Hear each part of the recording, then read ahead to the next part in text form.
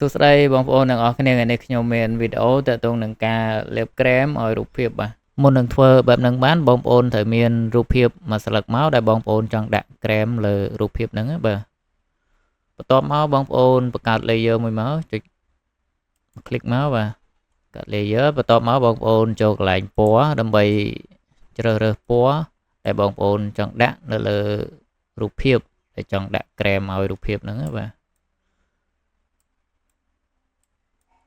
តែខ្ញុំ select លើពណ៌នេះបន្ទាប់មកអូខេហើយបងប្អូនចូលកន្លែងប្រាស់ tool នេះមក click លើវាមកប៉ឹកមក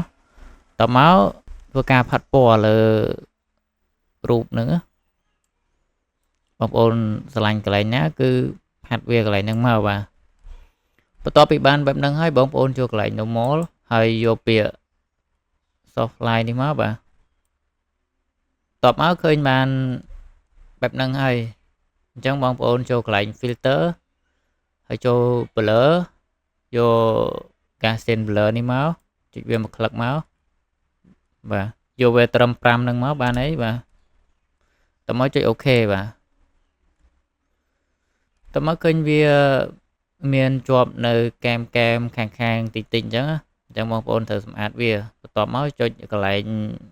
mask នេះមួយមកចុចមក click មកហើយយក color យកពណ៌ខ្មៅ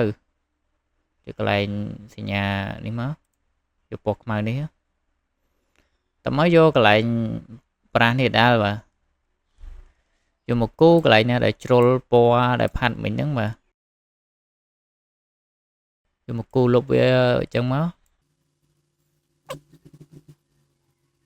បាទបងប្អូនបិទភ្នែកមើលថាវាបានប៉ុណ្ណា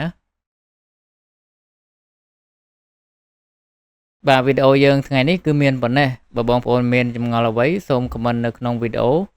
ហើយជួយ subscribe ជួយ like វីដេអូខ្ញុំផងអរគុណជួបគ្នានៅវីដេអូក្រោយបាយបាយ